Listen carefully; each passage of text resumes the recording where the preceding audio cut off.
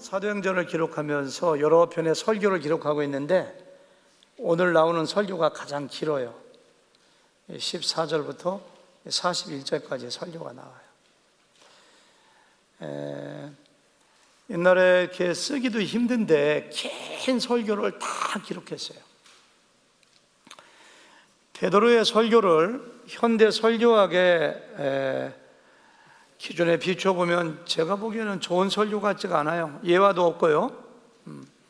설교학에서는 예화는 집에 창문과 같다고 하거든요. 예화가 없으면 깝깝해 보여요. 지루하잖아요. 그리고 또 베드로의 설교가 뭐 서론이 있는 것도 아니고 그렇다고 해서 어떠한 심리학적인 원리도 많이 무시합니다. 너희가 이 예수를 십자가에 못 박았도다 이렇게 얘기해요. 너희가 십자가에 못 박았도다. 그러니까 제가 만약에 여러분들 어느 한 개인을 이렇게 비판하거나 치는 설교하게 되면 마음의 문이 탁 닫혀서 그 다음부터 설교자의 설교가 안 들어오는데 베드로의 설교가 그런 거예요. 쉽게 말하면. 그럼에도 불구하고 맨 마지막에 41절에 보니까 그날에 신도의 수가 3,000이나 더하더라 이렇게 했어요. 제가 보기에는 기독교 역사상 한 번 설교에서 3,000명이 회개하고 침례받고 예수 믿는 역사가 세상에 없을 것 같아요. 근데 베드로는 그랬어요. 처음 설교인데. 저도 생각해 보니까 제 평생 처음 했던 설교가 기억이 납니다. 제가 한국에서 신학교 다닐 동안에는 너무 큰 대형 교회를 다녀가지고 신학교 3년 동안, 졸업하고 3년 동안 설교할 기회가 저한테 안 오더라고요. 그냥 목장에서 설교하는 거 빼놓고 미국에 유학 와서 목사님들, 전사님들, 신학생들 한 100명 정도 다니는 교회 다녔는데 한 6개월 되니까 저한테 설교를 하라고 하더라고요. 처음 설교할 때 굉장히 떨립니다. 긴장도 많이 됩니다. 근데 의욕도 생겨요. 와, 내가 설교를 처음 하는데 대박을 한번 터뜨려야지. 그때 생각해. 내가 뭐 처음 설교하는데 사람들을 막 감동을 시키고 정말 탁월한 명설교를 해야지 막 이런 생각이 들어가지고 일주일 내내 밤잠 안 자고 막 설교를 쓰고 외워가지고 그리고 설교 강단상에 딱 섰는데 너무 의욕이 넘쳤던 것 같아요. 제가 지금 설교하는 것처럼 저는 가장 좋은 설교는 이렇게 자연스럽게 대화하듯이 하는 설교가 좋은 거라고 생각해요. 맞아요? 네. 근데 그날은 뭐 지가 무슨 부흥사가 된 것처럼 첫 문장부터 여러분 해갖고 막 소리를 높여가지고 하는데 템포를 잃어버려, 페이스를 잃어버려가지고서 진땀이 막 흐르고 힘들더라고요. 아주. 그 설교 녹음한 거 지금도 갖고 있는데 창피해서 아직 한 번도 안 들어봤습니다. 하늘의 교회에서 설교 카세트, 그때 카세트 테이프를 2개 내라는데 그거 안 냈어요. 제가 너무너무 설교가 안 되더라고요. 그때는 교단에 7년 있었고 학원 강사로 13년 있었고 많이 서봤는데 그 아이들 가르치는 거하고 설교하고 틀리더라고요. 제 마음을 더 아프게 한 것은 제 아내입니다. 제 아내도 남편이 처음 설교하니까 기대를 했었는가 봐요. 그리고 남편이 설교를 잘 못하면 더 격려하고 은혜 받은 척 해야지만 그 다음에 설교 잘하는데 제 아내도 처음이니까 차 타고 집에 가면서 저한테 핀잔을 주더라고요. 웬 이렇게 설교를 소리만 빽빽 질러. 오늘 연세 많이 드신 목사님이 하시는 얘기가 설교 못했다고 아내가 비판할 때는 그때는 때려도 된다고 하더라고요. 설교 못했다고 누구한테 핀잔 받으면 얼마나 속이 쓰리고 아픈지 그 이야기를 달라서 와서 그 목사님한테 들어서 망정이지 그때는 더 기가 죽어가지고 일주일 동안 밥이 안 넘어가더라고. 밥이. 설교 한번 실패하고 나면 얼마나 힘들지 몰라요. 베드로는 신학을 공부한 사람도 아니고 설교학을 공부한 사람도 아니고 근데 처음 설교에 3,000명이 막 회개하고 그 교회가 120명이었었는데 3,000명이 회개하고 들어오니까 하루아침에 성도 수가 얼마 되세요? 3,120명이 됐어요. 어떻게 이런 일이 일어날 수가 있는가? 답은 간단해요.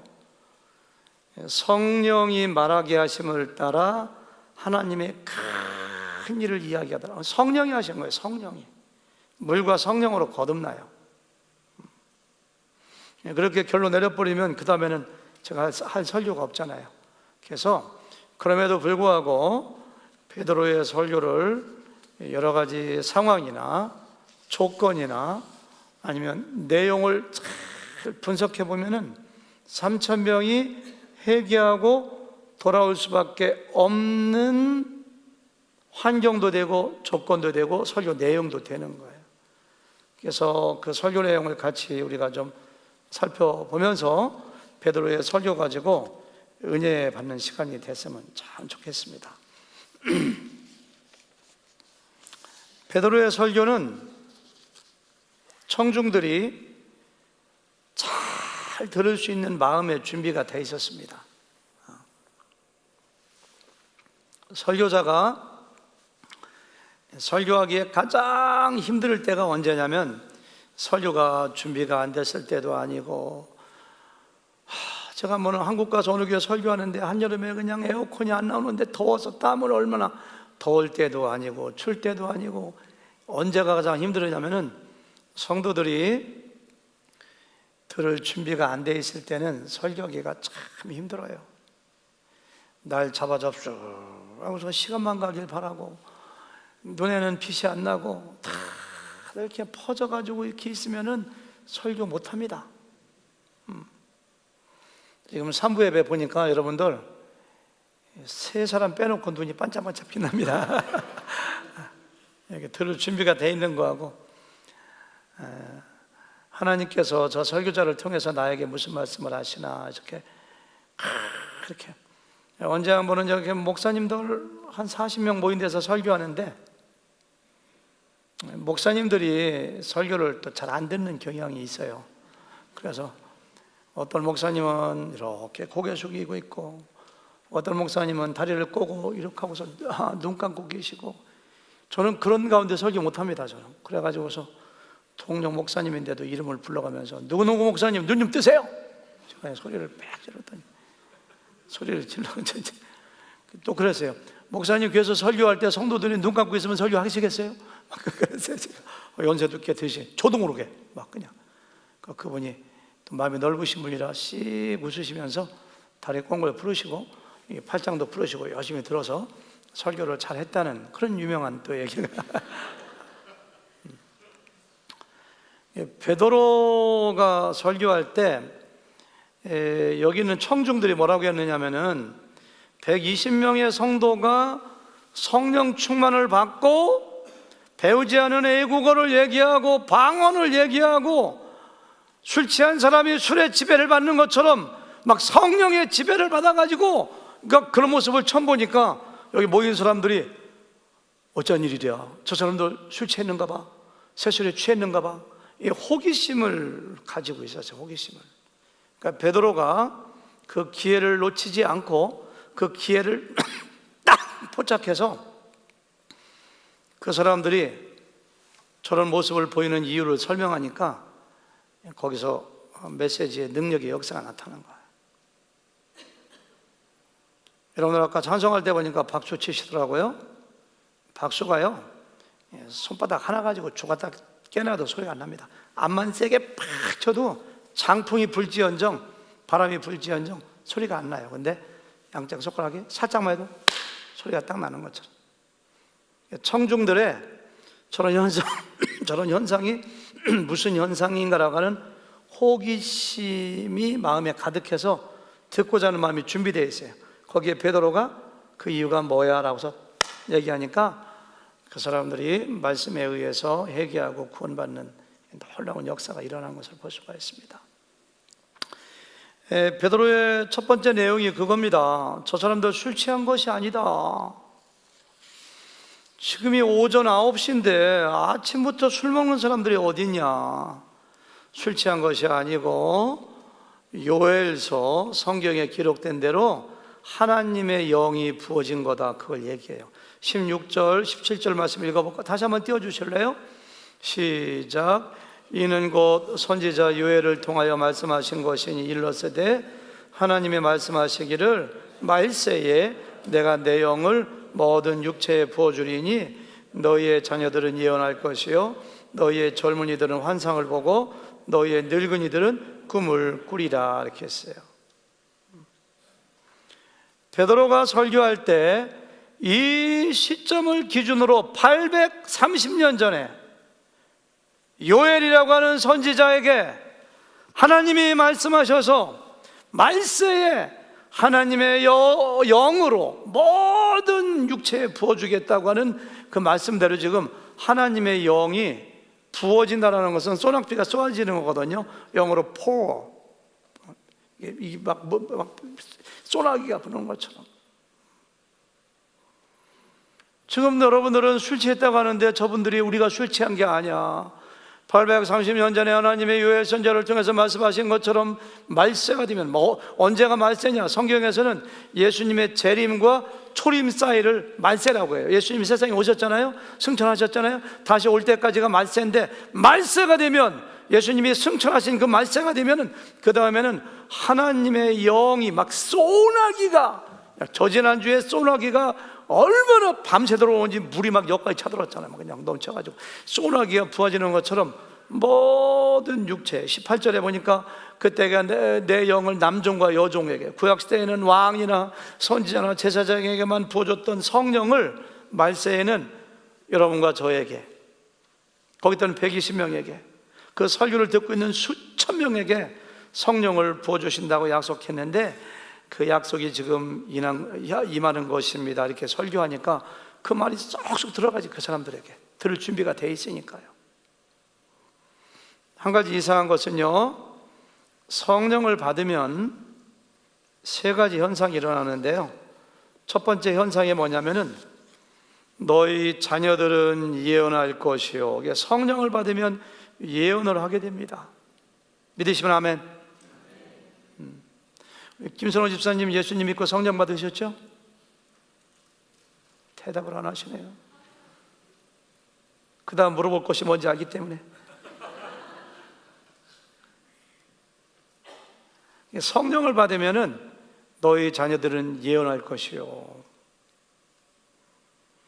예언이 꼭 점쟁이가 미래 일을 맞추는 것처럼, 성경에서 말하는 예언은 그게 아니에요. 성경에서 말하는 예언은 하나님의 말씀을 전하거나 하나님의 뜻을 이야기하는 것을 예언이라고 해요. 구약시대의 선지자들을 예언자들이라고 하잖아요.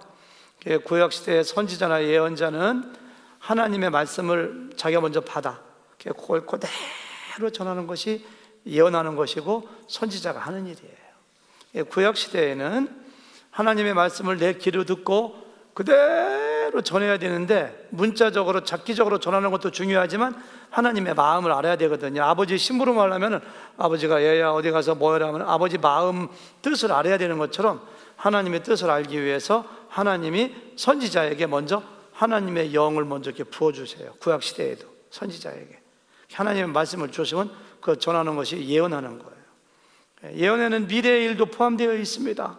그러나 예언의 본래 의미는 하나님의 뜻, 하나님의 말씀을 있는 그대로 전하는 겁니다. 말세가 되면 모든 육체, 남종과 여종, 예수님을 믿고 구원받아 성령을 받은 모든 사람이 뭐 한다고요? 예언한다는 얘기는 하나님의 말씀을 이야기하는 거예요. 말씀을. 어제 우리 조국현 전사님이 저한테 그러더라고요. 청년부들이 모여가지고서요, 지난주에는 청년부들이 모여서 이런 얘기 나누었습니다. 앞으로 영적인 지도자들을 잘 섬기자는 얘기도 했고요, 하나님 말씀을 나누고, 여러분들이 이거 예배 끝나고 목장 가잖아요. 그러면 내가 말씀 깨달은 거 나누고, 그게 예언입니다. 예언. 제가 지금 설교하는 것이 예언이에요. 예언. 복음 전하는 것이 예언이에요. 왜? 우리 안에 하나님의 영 성령이 주어지기 때문에 보혜사 성령이 너에게 임하시면 나에 대해서 증거할 것이요. 하나님에 대해서 얘기해요. 여러분들은 다 예언을 해야 됩니다. 예언. 미래 일을 장가 몇 살에 가겠구만, 그런 점쟁이 되라는 얘기가 아니라 하나님의 뜻, 하나님의 마음을 알아 하나님의 말씀을 이야기하고 설교하고 나누고, 우리 교회 평신도 교사들, 목자들 전부 다 예언하는 사람들, 예언. 성령이 임한 사람이 그걸 해야 돼요.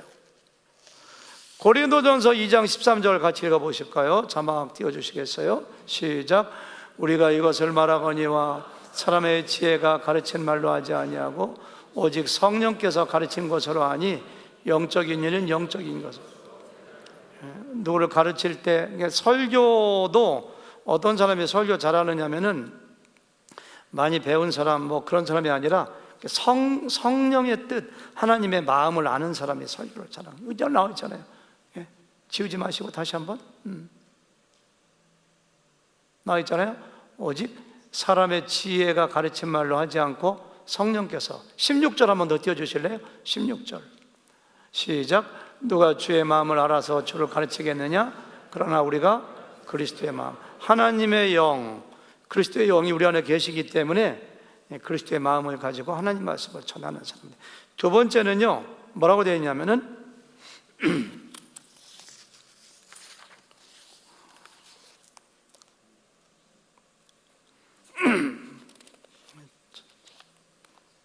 둘째,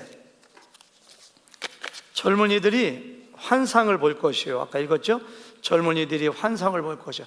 환상이라는 것은 눈 감고 있으면 이게 눈에 뭔가 그림이 막 이렇게 막 그려지는 거거든요. 그래서 성령 받으면은 한국에 있는데 친구들이 뭐 하고 있는가도 보여지고, 내 남편이 어디 가서 술 먹고 나머지 하면 그림이 보여지고, 막 이런 건가 보다 생각하는데, 여기서 말하는 환상은 그런 것이 아니라, 본래 나와 있는 요엘서에 보니까 젊은이들은 이상을 볼 것이요. 이상. 영어 성경 보니까 Your young men, 젊은이들은 will see visions. 비전을 가지는 거예요. 비전. 성령을 받으면은 비전이 생깁니다. 비전이. 성령을 받으면은. 어떤 사람들은 신문이라든가 TV 같은데, 잡지 같은데 비전을 가지라고 얘기 많이 하잖아요. ambitious, 야망하고 틀려요. 미래에 대한 꿈과 계획과 야망과 막 그런 걸 가진 것을 비전이라고 하는데, 성경에서 얘기하는 이상, 성경에서 말하는 비전이란 하나님께서 나를 통해서 이루시고자 하는 것, 하나님의 계획, 하나님의 뜻을 내 마음속에 받아들여 내 것으로 만드는 것, 그게 비전이에요. 가장 중요한 것은 뭐냐면, 비전은 내 계획, 내 꿈, 내 야망, 내 욕심이 아니라 하나님께서 이루시고자 하는 그 뜻을 내 속에 받아들여서 내 것으로 그것이 나하고 하나가 된 것, 이것이 비전이에요. 비전. 이상하죠. 예수님 믿고 성령 충만 받으면은 내가 가졌던 야망과 내가 가졌던 꿈과 욕심들이 다 없어져요. 그리고 하나님의 꿈이 내 마음속에 자리 잡아요. 참 이상하죠. 적당한 예화가 갑자기 생각이 안 나서 제 경우에 예를 들겠는데요, 저는 원래가 이 생경학은 타고나게 게 욕심이 참 많은 사람입니다. 저는 어렸을 때부터 이렇게 꿈이 컸어요. 야망이 컸어요. 왜 그런지 몰라요. 타고난 거예요, 그게. 그러니까 저의 중학교, 고등학교 때는 저희 동네 옛날에 보니까 출세하고 성공하고 국회의원 되고 장관 되는 사람들은 전부 다가 육군사관학교 나오고 장군 별 달았다가 그 다음에 국회의원 나오고, 우리 동네도 그런 사람이 국회의원 했어요. 계속해서. 그래서 나는 고등학교 때 내가 커서 뭐하지? 가난한 농부의 아들이면서도 꿈은 커가지고 장관 돼야지, 국회의원 돼야지. 그래가지고 저는 육군사관학교 가기로 결심하고 공부 열심히 했지만 결국은 우수한 성적으로 육군사관학교 떨어진 거 아시잖아요. 제가 몇 번 얘기했죠? 제가 떨어졌어요, 육군사관학교. 근데 그때만 하더라도 그냥 돈을 벌어도 어마어마하게 벌고 그냥 높이 올라가도 그냥 국회의원 장관을 막 되고 이런 거. 근데 이상해요. 대학교 들어가서 예수님 믿고 예수님 영접하고 성령 충만 받았는데 그게 다 헛된 것처럼 보이더라고요. 그러면서 마음속에 내가 목회자가 됐으면 좋겠다. 목회자는 누가 알아주던 시대가 아닙니다. 그때는 그냥 시골 교회 가서 개척교회 하면서 복음 전하고 그렇게 했으면 좋겠다. 그런 꿈이 자리 잡더라고요. 그리고 대학교 다니면서도 저희 대학이 제가 수학교육과를 졸업했잖아요. 근데 저희 대학에 저희 과에 40명인데 이 애들은 왜 이렇게 날마다 술만 마시고 축구만 하고 그렇게 하나. 그래서 이 애들에게 복음을 전해가지고 예수 믿게 하고, 그래서 40명의 이름을 수첩에다 다 적어서 기도하고 기회가 될 때마다 기도하고. 저희 과에 교수님이 6분 계셨는데 한 분이 장로님이었는데 내 수첩을 이렇게 보더니 너는 목사냐 학생이냐 저한테 그러더라고요. 40명 중에 22명, 3명까지도 믿었던 적이 있어요. 우리 과에 수련회만 따로 가졌을 정도니까 제 꿈과 계획이 바뀌더라고요. 우리 조선이 얼마나 가난하고 우상 섬기고 못 사는 나라였습니까? 근데 미국의 젊은이들이 예수 믿고 성령 받으니까 언더우드, 아펜셀러 이런 같은 사람들이 꿈이 바뀌어서 조선이라는 나라가 있는데 우상이 많고 가난하고 못 살고 질병 있는 나라인데 거기서 복음을 전해다, 그런 꿈, 그런 비전을 주시니까 배 타고 3달 4달 와가지고 1885년에 복음 전해서 대한민국에 지금 된 거 아닙니까? 수많은 선교사들이 와서 어떤 사람들은 풍토병에 걸려 죽기도 하고 배 타고 오다 죽기도 하고. 이상해요. 예수님 믿으면 꿈이 달라져요. 가치 있는 꿈으로, 하나님의 비전으로. 어떨 때? 말세에 하나님의 영을 모든 육체에 부어주리니 젊은이들은 환상을 볼 것이며. 젊은이들이 달라져요. 세 번째는 뭐예요? 늙은이들은 꿈을 꾼다고 했어요. 2부 예배 연세가 많으신 어른들이 많은데 자꾸 늙은이 하니까 이상하더라고요. 근데 성경에 이상하게 늙은이라고 돼 있네. 늙은이들은 꿈을 꾼다. 그래서 제가 앞에 있는 연세가 80 훨씬 넘으신 두 분에게 몇 분에 물어봤어요. 연세가 많으신데 잘 때 꿈을 많이 꾸시나요? 성령 받았으면 꿈을 꾼다는데 하니까 꿈 안 꾸고 잘 주무신다고 하더라고요. 성령, 하나님의 영이 임하면 늙은이들은 꿈을 꾼다는데, 여기서 말하는 꿈은 잠잘 때 밤에 꿈을 많이 꿔서 설잠 잔다 그런 뜻이 아니라 비전을 가진다는 말하고 비슷해요. 늙은이들이 비전을 갖는데 조금 다르게 해석하면 늙어도 소망이 생긴다는 거예요. 늙어도 소망이 생기는 거예요. 여러분들, 젊음이 참 좋은 겁니다. 저도 굉장히 죄송해요. 저도 이게 60이 훨씬 넘다 보니까 자꾸 노인에 대한 기사를 많이 보고, 내가 앞으로 15년만 있으면 운전도 잘 못하겠구나. 어떨 때는 좀 마음이 좀 이상해져요. 이렇게 늙는다는 것에. 여러분들은 그런 생각 아직 안 하시죠? 연세 드신 형님들 몇 분 빼놓고서 그런 생각 안 하시죠? 얼마 전에 한국 갔더니 저희 어머니가 지금 94세신데 저렇게 마루에 앉혀놓고 시골에 앉혀놓고 장남이 왔으니까 얼마나 반가워, 저를 얼마나 사랑하시는데 저를 보고 얼굴에 잠깐만 밝은 왔니? 하더니 그 다음에는 제 손을 꼭 잡고 하는 얘기가, 큰애야, 다 빨리 죽고 싶다 그러시더라고요. 빨리 죽고 싶다. 어머니에게, 우리 어머니는 한쪽 눈도 안 보이시고 양쪽 귀도 잘 안 들리시고 허리는 90도로 꼬라지셨어요. 이렇게 하고 다니세요. 무릎도 아프고 등도 아프고 안 아픈 데가 없으셔. 근데 살아계셔. 그래서 저한테, 큰애야 빨리 좀 죽었으면 좋겠는데 안 죽는다, 어쩌냐. 귀 안 들리니까 걔도, 어머니 왜 그런 소리를 하세요? 어머니하고 10분만 얘기하면 목이 다 쉽니다. 어머니 왜 그런 소리를 하세요? 하니까 너무 사는 게 힘들다. 밥맛도 없고 재미도 없고 아픈 데는 많고. 우리 어머니가 권사 출신입니다. 권사 출신. 그런데도 그런 말씀 하시더라고요. 참 마음이 아프더라고요. 근데 한 달 전에는 어머니가 사시는데 장마가 억수같이 오는데 마당 한가운데 어머니가 앉아 계시더래요. 밤 10시에 가보니까 넘어지셔서 못 일어나서. 그래서 매제가 들어가서 방으로 모시고 그 이튿날부터 치매기도 있어서 요양원으로 지금 들어가셨는데, 여러분들 나이가 70대고 80대고 90대고 힘이 없고 정신도 흐려지고 그러면은 먹고 싶은 것도 없어지고, 전도서 12장에 나오거든요. 맷돌은 다 부서지고 뭐 어떻게 되고 퉁 끊어진다고 막 나오고. 그러니까 사람이 재미가 없어요. 그렇게 젊을 때는 하고 싶은 것도 많은데 여행 가자고 해도 여행도 싫고 다 싫어져. 의욕이 없어. 이게 노인의 특징이잖아요. 그렇죠? 근데 예수님 믿고 성령 받아 성령 충만하면 늙은이들이 꿈을 꾸는데, 늙은이들이 꿈을 꾼다는 건 소망을 가지는 거예요. 아, 이런 꿈이 있어. 그 요셉이 꿈꾸는 것처럼 그 소망을 가지고 산다는 거예요. 소망을 가지고.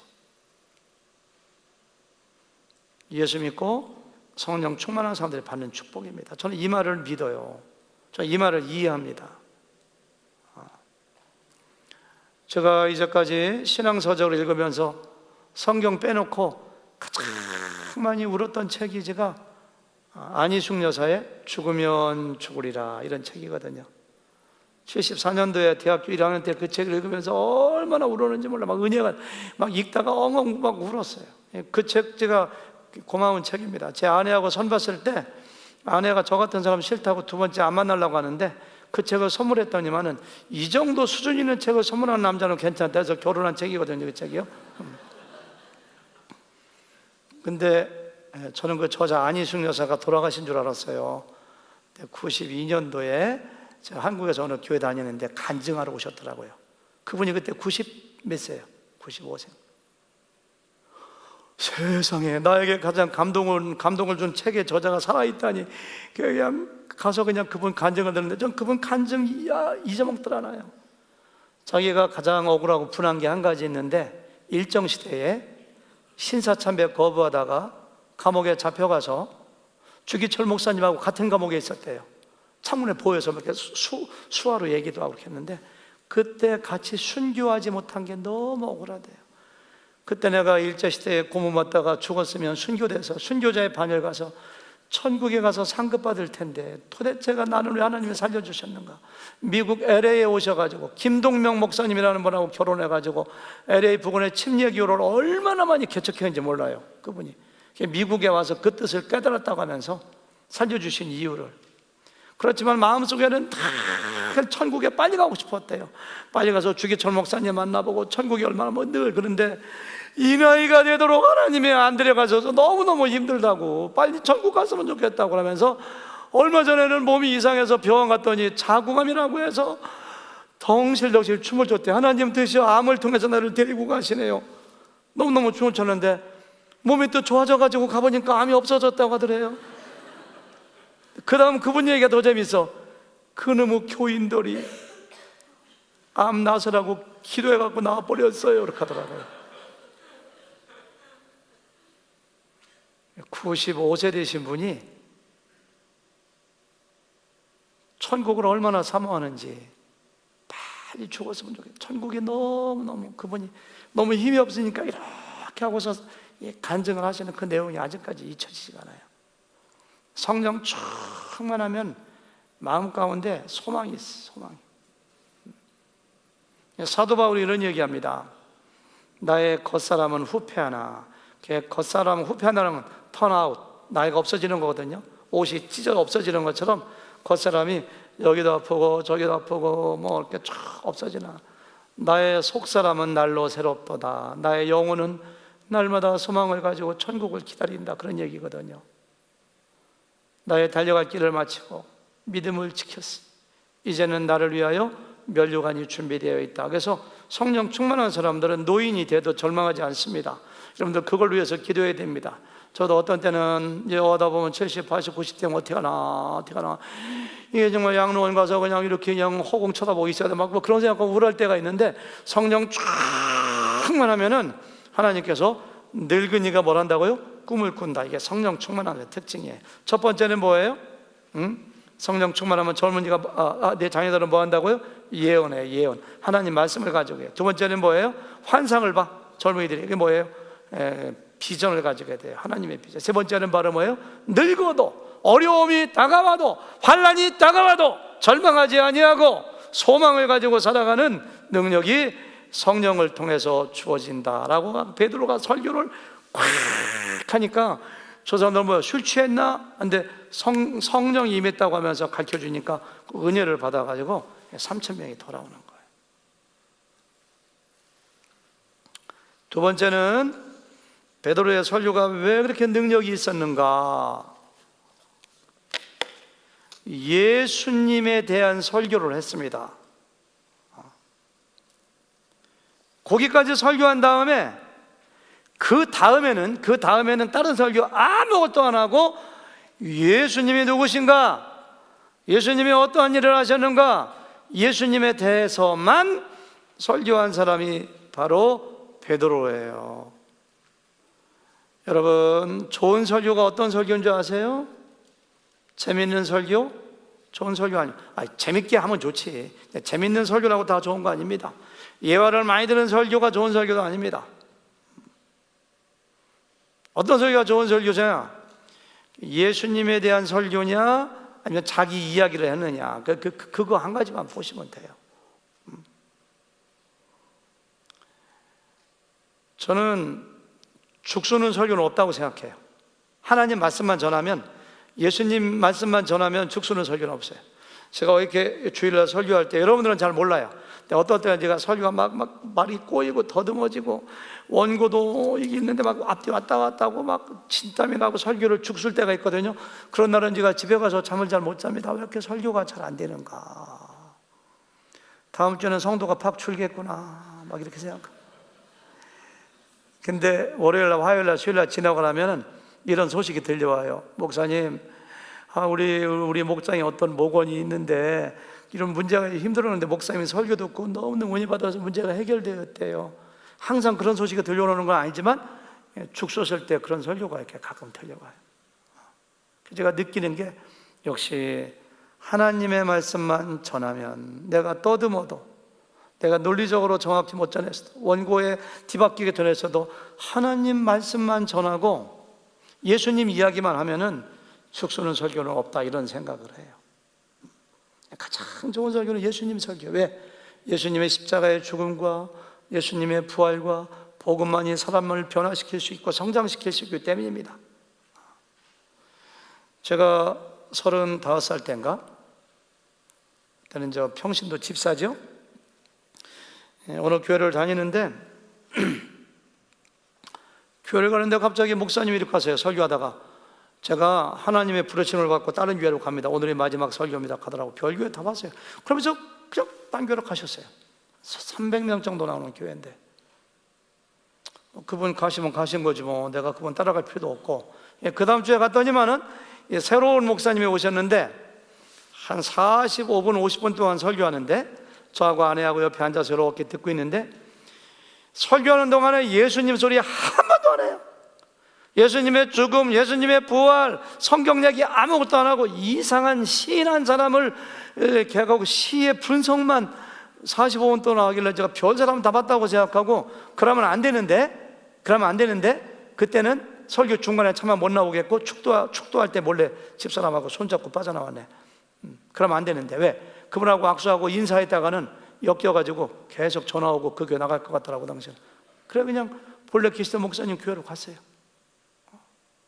왜 그러냐면은 그때 어린 나이지만은 진정한 설교라는 것은 예수님의 이야기하는 게 진정한 설교입니다.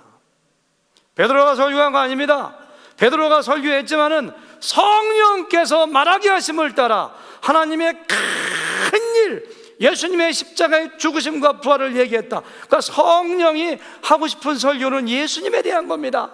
보혜사 성령이 오시면 나에 대한 것을 너에게 가르친다고 했기 때문에 그게 진짜 설교예요. 진짜 설교 그게.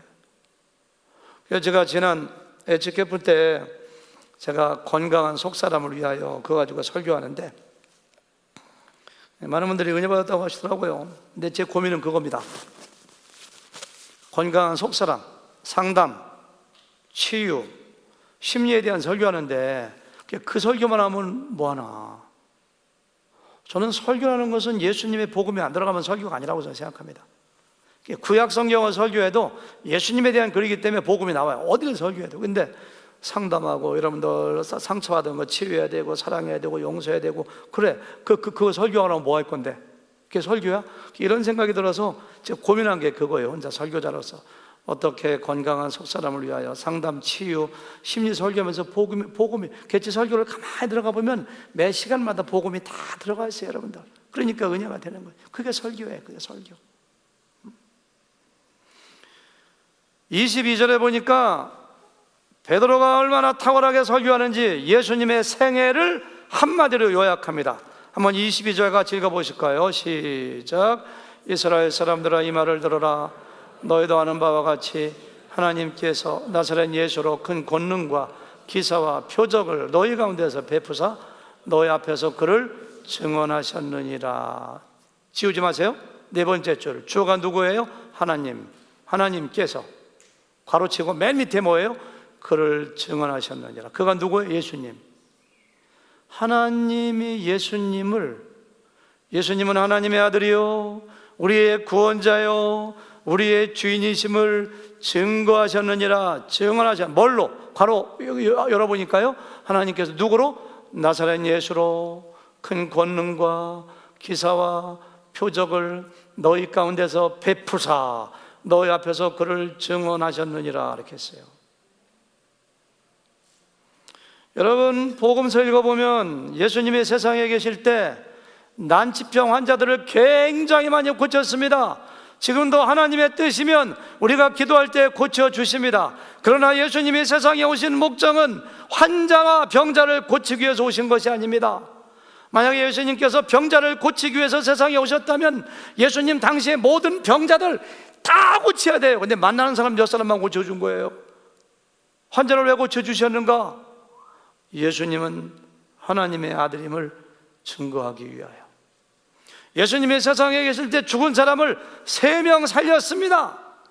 그러나 예수님이 세상에 오신 것은 죽은 자를 살리기 위해서 오신 거 아닙니다. 그렇다면 세상의 모든 사람 다 살려주셔야지. 그게 아니에요. 왜? 죽은 자를 살리는 걸 통해서 그분이 하나님의 아들이요 우리의 구원자인 걸, 부활이요 생명인 것을 알리기 위해서. 예수님이 세상일 때 물 위에 처벅처벅 걸으셨습니다. 성난 파도와 광풍을 한마디로 잔잔케 했습니다. 오병이의 기적, 떡 5개하고 물고기 2마리 가지고 5,000명을 먹이고 남겨 막 어마어마한 기적을 행한 이유가 뭡니까? 그 기적을 통해서 예수님이 하나님의 아들임을 증거하기 위해서 베드로가 이렇게 설교를 탁월하게 하는 거예요. 그러니까 예수님의 생애를 몇 마디 말로 딱 하나님이 예수님의 생애를 통하여 그가 누구인가를 증거하셨느니라 딱 하는 거예요. 23절은 예수님의 죽음을 가지고 얘기해요. 저는 예수님의 죽음에 대하여 이렇게 짧은 한마디 말로 모든 걸 다 얘기하는 설교 처음 봤습니다. 23절 같이 읽어보실까요? 다 같이 시작. 그가 하나님께서 정하신 뜻과 미리 하신 대로 내준 바 되었거늘 너희가 법 없는 자들의 손을 빌려 못 박아 죽였으나. 그대로 넣어보세요. 2가지를 그대로 넣어보세요. 그가 누가? 그가 하나님께서 정하신 뜻과 미리 하신 대로 내준 바. 그는 예수님이죠. 예수님은 하나님의 정하신 뜻에 따라 십자가에 내어준 거예요. 예수님은 힘이 없어 십자가에 죽으신 것이 아닙니다. 실패해서 죽으신 것이 아닙니다. 재수가 없어 죽은 것이 아닙니다. 하나님의 정하신 뜻에 따라 십자가에 죽으셨다. 그 다음은 뭐예요?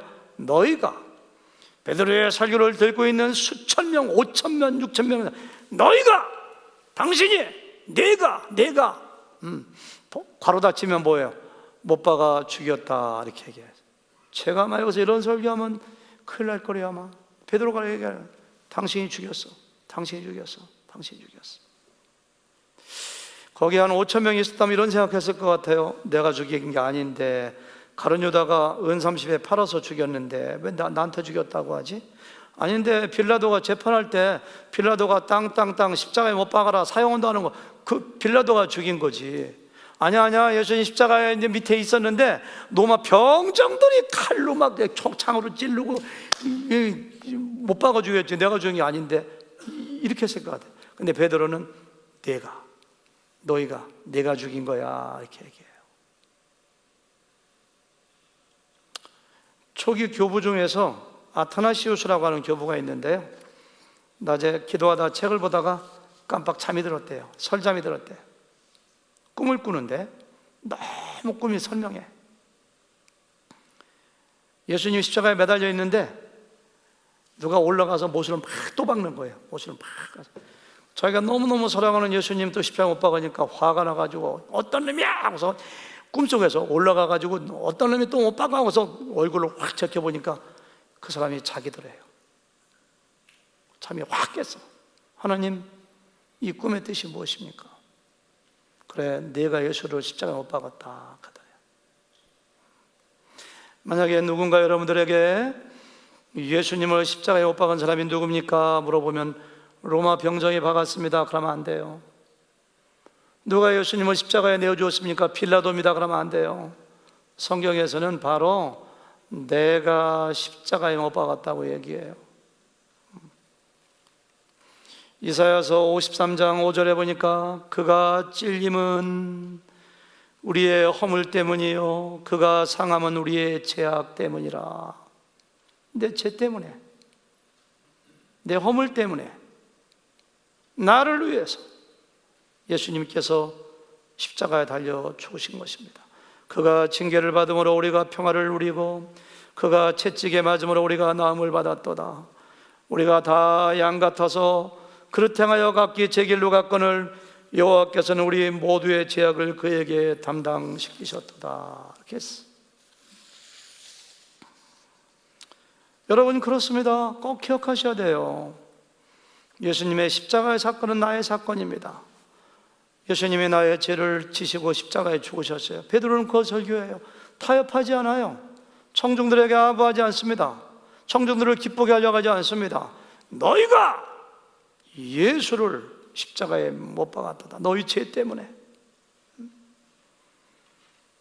우리는 십자가를 생각하면 가슴이 벅차올라야 돼. 제가 오래전에 한번 큐티를 하다가 찬송을 부르는데 주 달려 죽은 십자가, 그 찬송 부르는데 그냥 얼마나 막 가슴에 막 감격이 올라오니, 그게 제일 좋아하는 찬송가 2개 중에 하나입니다. 저는 그것이. 예수님의 십자가만 생각하면 우리는 기쁨에 넘쳐야 돼요. 왜냐하면 내가 죽어야 될 자리에 예수님이 죽으셨기 때문에, 나 때문에 죽으셨기 때문에. 베드로가 지금 그거 설교하고 있어. 마지막 24절부터 36절까지 굉장히 길죠. 여기는 예수님의 부활을 얘기합니다. 부활이 중요해요. 성령께서는 우리에게 부활을 전하기를 원하세요. 24절 읽어볼까요? 시작. 하나님께서 그를 사망의 고통에서 풀어 살리셨으니 이는 그가 사망에 매여 있을 수 없었습니다. 하나님이 살렸어요. 사망에 계실 뿐이 아니라 하나님의 아들이기 때문에. 부활을 2가지로 증명하는데요, 처음에는 예수님이 부활한 지 50일밖에 안 됐거든요. 승천한 지 10일밖에 안 됐거든요. 그럼 여러분들 부활하신 거 봤죠? 여러분들 증인이죠? 그걸 나중에 32절에 보니까 십자가에, 너희가 십자가에 못 박은 이 예수를 하나님이 살렸다. 너희가 증인이라. 너희가 증인, 너희가 봤지? 이렇게 해요. 예수님 부활한 지 50일 만에 수천 명의 사람들이 여러분들 부활하신 예수님 봤지요? 소문 들었지요? 예, 무덤 빈 거 봤죠? 여러분들 증인입니다. 그걸 먼저 해야 될 텐데 그건 나중에 얘기하고 성경을 가지고 예수님의 부활을 증명해요. 다윗이 시편 16편을 썼는데 그걸 가지고 한번 읽어볼까요? 27절 말씀 다 같이 시작. 이는 내 영혼을 음부에 버리지 아니하시며 주의 거룩한 자로 썩음을 당하지 않게 하실 것이므로다. 시편 16편 10절 말씀이거든요. 다윗이 내 영혼을 음부에 안 버려, 주의 거룩한 자 나는 썩음을 당하지 않을 거야. 근데 이상하잖아. 다윗은 죽어서 썩었는데. 그래서 30절 볼까요? 31절하고 다 같이 시작. 그는 선지자라 하나님이 이미 맹세하사 그 자손 중에서 한 사람을 그 위에 앉게 하시려 하시면, 그 자손 중에서 한 사람, 예수님을 그 위에, 왕 위에 앉게 하리라 하심을 알고 31절 시작. 미리 본고로 그리스도의 부활을 말하되 그가 음부에 버림이 되지 않고 그의 육신이 썩음을 당하지 아니하리라 하시더니, 예수님의 부활은 어느 날 갑자기 이루어진 것이 아니라 다윗을 통하여 예언하신 대로 이루어진 거야. 그거 설교하시는 거예요. 32절 결론입니다. 다 같이 시작. 이 예수를 하나님이 살리신지라 우리가 다 이 일의 증인이로다. 부활을 얘기하고 진짜 결론 마지막 36절 시작. 그런즉 이스라엘 온 집은 확실히 알지니 너희가 십자가에 못 박은 이 예수를 하나님이 주와 그리스도가 되게 하셨느니라. 그의 생애가 하나님의 아들인 것을 증명합니다. 우리의 모든 죄를 지고 십자가에서 죽으셨습니다. 다윗을 통하여 예언한 대로 부활하셨습니다. 이런 분이 세상에 어디 있습니까? 하나님이 이 예수님을 너희의 로드 주인으로 삼았다, 너희의 그리스도 구원자로 삼았다라고 막 베드로가 설교하니까 그 사람들이 다음 주에 보겠습니다마는 화시에로이도 우리가 어떻게 되겠습니까? 하니까 예수 믿고 회개하고 구원받으라. 3,000명이 돌아온 거예요. 전 여러분들에게 묻습니다. 여러분들의 인생의 주인이 누구십니까? 여러분 스스로가 주인이라고 생각하시나요? 성경에서는 예수님이 여러분 각자와 저의 주인이라고 말씀하고 있습니다. 물에 빠져 호적거려 죽어가는 사람이 스스로 살 수가 없습니다. 히말라야 산을 등반하다가 큰 얼음 계곡에 빠진 사람이 스스로 살아날 수가 없습니다. 누군가 구원자가 있어야 돼요. 여러분도 마찬가지입니다. 여러분들의 구원자가 누구십니까? 성경은 평생 동안 사시면서 당신이 하나님의 아들인 것을 증명하고 죄를 위해서 죽으시고 부활하신 예수님을 하나님이 우리의 주인과 구원자로 세상에 보냈다고 말씀하고 있습니다. 여러분들이 만약 예수님, 나 예수님이 있습니다, 예수님은 나의 구원자이십니다, 나의 주인이십니다 라고 신앙을 고백하고 예수님 믿으셨다면 그런 분은 세상에서 가장 행복하신 분입니다. 그런 분은요. 근데 어떤 분 이런 분이 있어요. 아유, 오윤규 목사 설교가 너무 재밌어. 아유, 하늘교회 성도들 너무 친절해. 교회 자꾸 가고 싶어. 아, 그렇게 오셔야 됩니다. 잘 오셨습니다. 근데 거기서 끝나면 안 돼요. 신앙을 고백해야 돼요. 저 예수님 믿습니다. 예수님 나의 주인이십니다. 나의 구원자이십니다. 이상합니다. 그렇게 예수님 믿는다고 신앙을 고백하면은 우리 속에서는 우주가 탄생되는 것보다 더 놀라운 변화가 확 일어나. 우리 죄가 모두 사해지고 우리 안에 성령이 들어오시고 아까처럼 우리가 예언하고 우리가 비전을 가지게 되고 그리고 우리가 나이가 들어도 절망적인 가운데 소망을 가지는 놀라운 하나님의 사랑으로 새롭게 탄생해. 이것이 바로 거듭나는 거예요. 새롭게 되는 거예요. 그런 복이 여러분들에게 넘치시기를 주님의 이름으로 축원합니다.